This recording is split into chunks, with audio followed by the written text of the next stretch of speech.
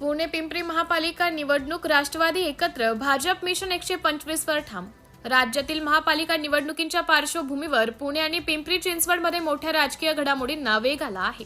पिंपरी चिंचवड महापालिका निवडणुकीसाठी राष्ट्रवादी काँग्रेसचे दोन्ही गट एकत्र लढणार असल्याची अधिकृत घोषणा उपमुख्यमंत्री अजित पवार यांनी केली आहे।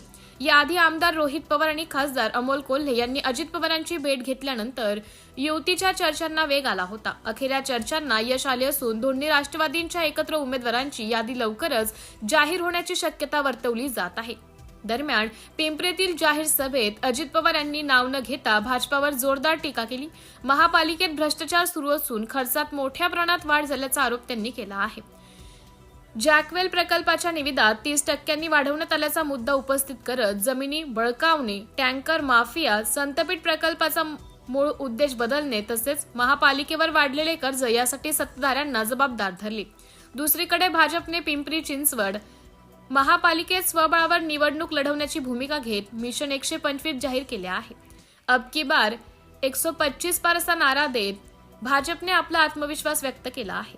मात्र भाजपाच्या या दाव्यावर राष्ट्रवादीने टीका केली आहे। भाजपचा अति आत्मविश्वास त्यांनाच महागात पडेल असा इशारा देत राष्ट्रवादीचे नेते योगेश बहल यांनी भाजपने 125 जागा जिंकल्यास आपण राजकारणातून निवृत्त होऊ असं आव्हान दिले आहे। आगामी निवडणुकीत पुणे व पिंपरी चिंचवडमध्ये भाजपचा अति आत्मविश्वास नडणार की अजित पवार गट आणि शरद पवार गटाची एकत्रित राष्ट्रवादी बाजी मारणार हे पाहणं महत्त्वाचं ठरणार आहे। नुकत्याच झालेल्या नगरपंचायत निवडणुकीमध्ये पुणे जिल्ह्यात अजित पवार गटाचा वरचष्मा दिसून आला असून यावेळी अत्यंत चुरशीची लढत होण्याची शक्यता आहे।